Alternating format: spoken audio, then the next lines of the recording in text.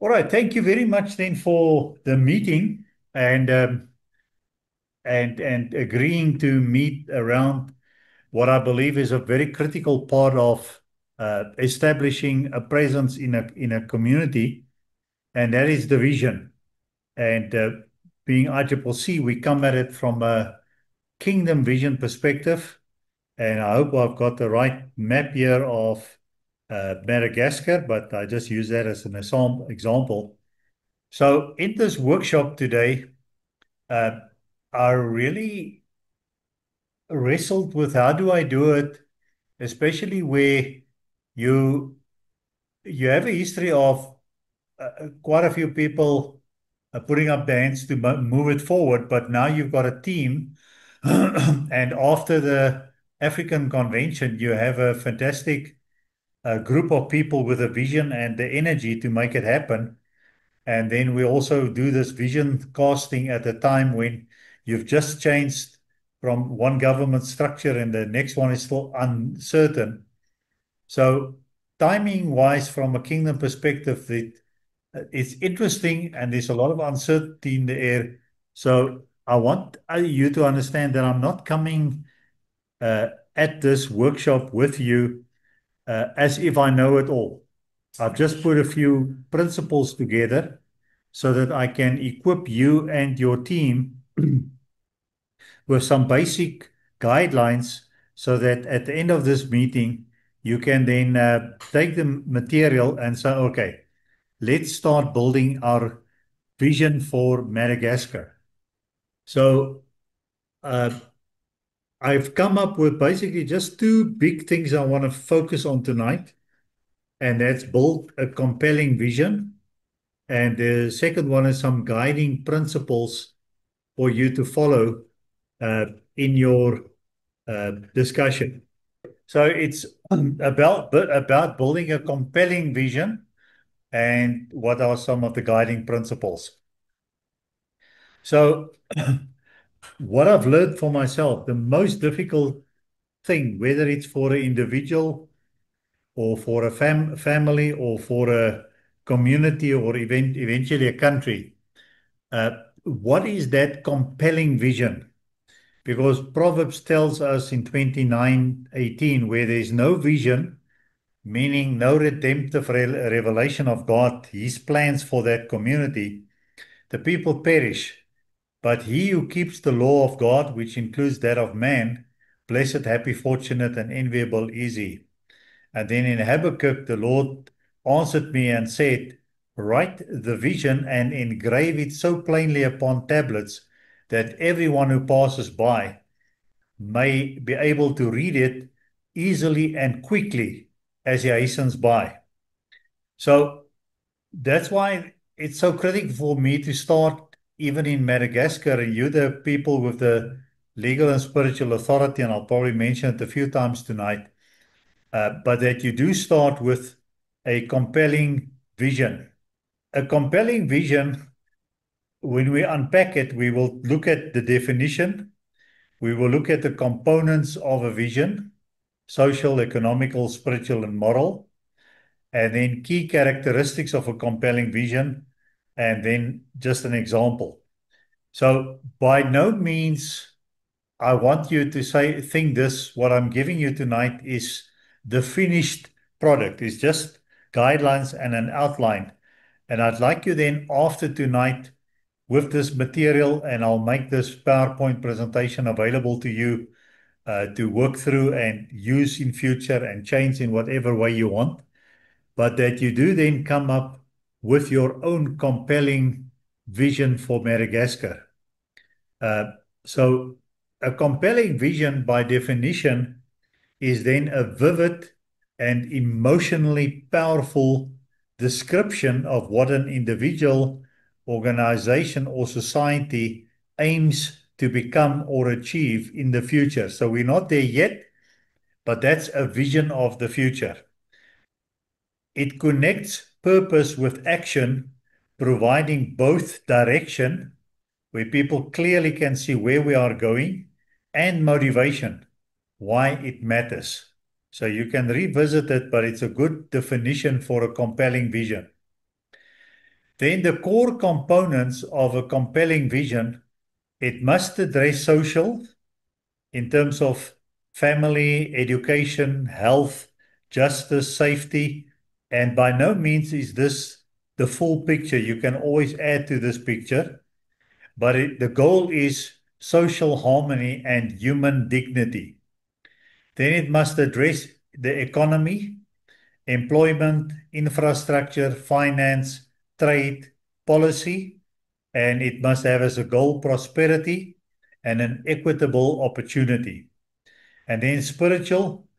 Now, I haven't put in kingdom, but really everything must be based in kingdom. But I'm just putting here uh, words that we can use even to people who are non believers: values, faith, purpose, stewardship. And it's critical because it determines the moral direction and inner fulfillment of those who participate. Then, when we look at the social components, which relates to how people live, interact, and build community, these are just some pointers. So when we look at family and community structure, we must look at having strong family units and community support systems. We must have shared values of care, respect, and responsibility, and support for vulnerable groups, which includes the elderly, children, and the disabled. When we look at the component of education, knowledge, and knowledge development, it must meet the criteria of accessible quality education for all, emphasis on lifelong learning, creativity, and critical thinking, and civic education, fostering awareness of rights and duties so that we all uh, work from a basis of, we're not impeding other people's rights. Then health and well-being. We need functional healthcare system, physical, mental, emotional health. We need public health systems, sanitation, nutrition awareness, and we need the promotion of healthy lifestyles and preventative care. Under justice and governments, which is part of social, the rule of law must be upheld, equality before the law and protection of rights, transparent and accountable leadership, and civic participation and social trust in institutions. And then to conclude, under social components, safety and security, we need effective policing and emergency services, peaceful conflict resolution mechanisms, safe environments free from violence and crime. Now, just on social components, it's already a mouthful. So you'll have the slides and you can then add to it, but see to what extent when you create a compelling vision for ICCC Madagascar, you can use these words to verbalize your story so that people say, hey, I want to be part of such a community. When we look at the economic components, which determine how resources are produced, shared, and sustained, we're looking for a productive economy and employment, which consists of a balanced mix of agriculture, industry, and services, where there's job creation, fair wages, and encouragement of entrepreneurship and innovation.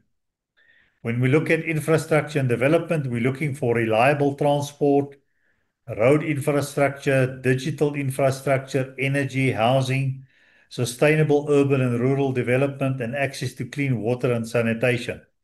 So when you read these things, just ask yourself, to what extent is it already in place, or where can it be enhanced and improved?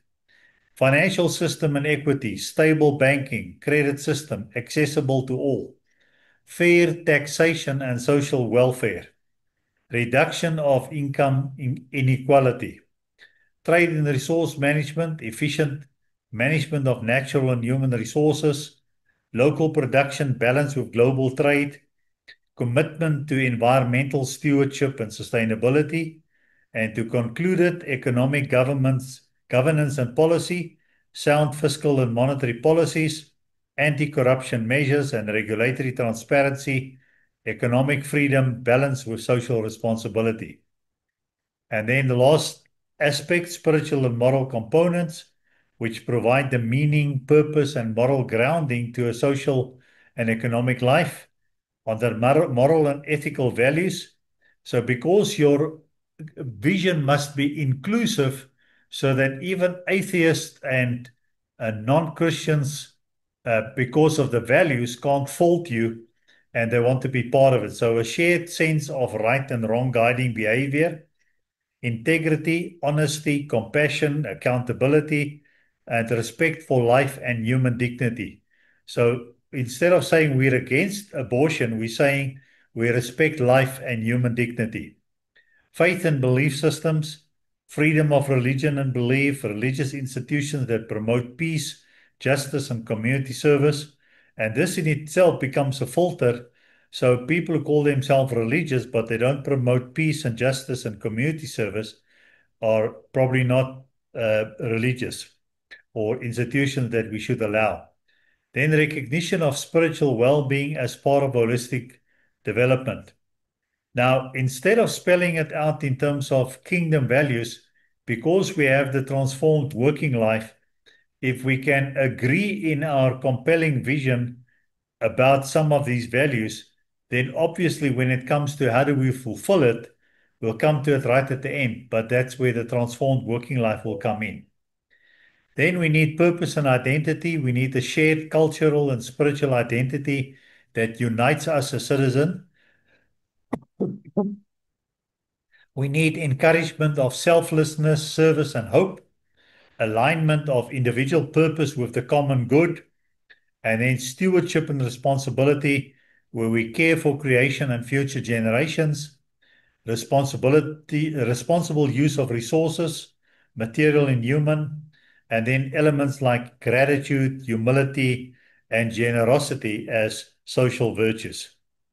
So the key, well, it's a mouthful. Let me just finish with a slide. So when you finish with your description or your vision, it must be clear, have clarity, that it's specific and easy to understand, that people can see the future it describes. It must be inspirational. It must stir emotions and motivates people to give their best. So you will always be your first best test case. Can you get emotional about it? Can you feel motivated by it? Can you clearly see it? It must be purpose driven. It must be rooted in a deeper sense of why, not just profit or success, but meaning and contribution. It must be achievable yet aspirational. In other words, you're not there yet and you aspire to get there. It stretches people beyond their comfort zone but remains realistically attainable. It must be shared so it unites people around a common goal and creates collective ownership.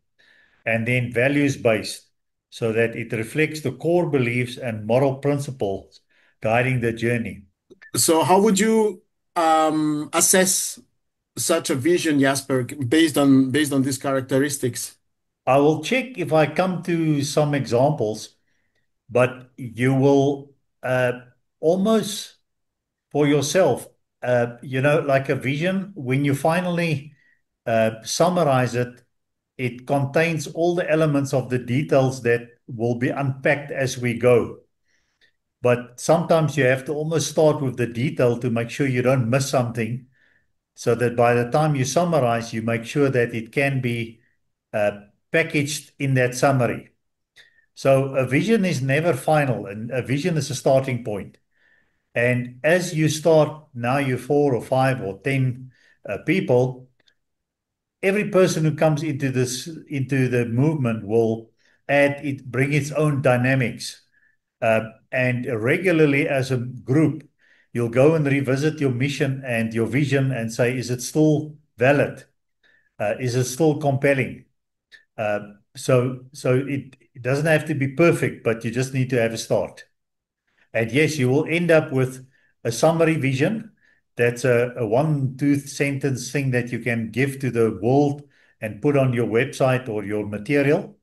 But when you unpack it, in that unpacking, all these characteristics must come out and you must test it with people And, I like to finish off a vision statement with a word that says, we see a Madagascar where, and then what follows. So when you use those kind of words, it helps you to find the right words. So I have attempted, for the sake of this exercise tonight, to give you an example, but I don't want you to use my example per se. You can use it as a basis, but add and make it your own. So the example I put here is to say, start. So, and once you've done this exercise for yourself, see what would come up, and let each of you individually describe what you see. So, because I don't know Madagascar and I just do very, uh, public research, which you can find on the internet, I put down a potential vision that we see a Madagascar where her people rise in unity to build a just and flourishing nation, rooted in strong values, inclusive growth, and stewardship of her unique natural heritage. We see a Madagascar as a nation where education empowers every child, enterprise creates opportunity for every worker, and governance reflects transparency, wisdom, and compassion. And we see a nation proud of its culture, resilient in spirit, and committed to leaving a legacy of peace and prosperity for generations to come. Will that kind of example help you to see where you need to get to? And by all means, you can use it, but don't, just because I'm giving the workshop tonight, take me at, as the expert in this. I'm just learning with you as we go. But as long as you have a starting point that you yourself can get excited about, when we talk to community groups like other churches, when we talk to people in government, when we talk to people in education or business, uh, ask yourself and test it. Will these kind of things stir up something in their spirit to say, wow, I can be part of something like that? And then come alongside you to say, uh, so the big thing of a vision, it must pull people into the vision, and then once they're in, they can see, okay, but why are you not yet in this part of society? Call it education or business or governance. And you don't have to be everywhere, because that person who asks you that question, it's probably his calling. And then you can say, because we haven't had you yet until now. Mhm. But as long Mhm. as people can see a platform where they can say, wow, for this I can give all my energy and it's worth my energy and my skills.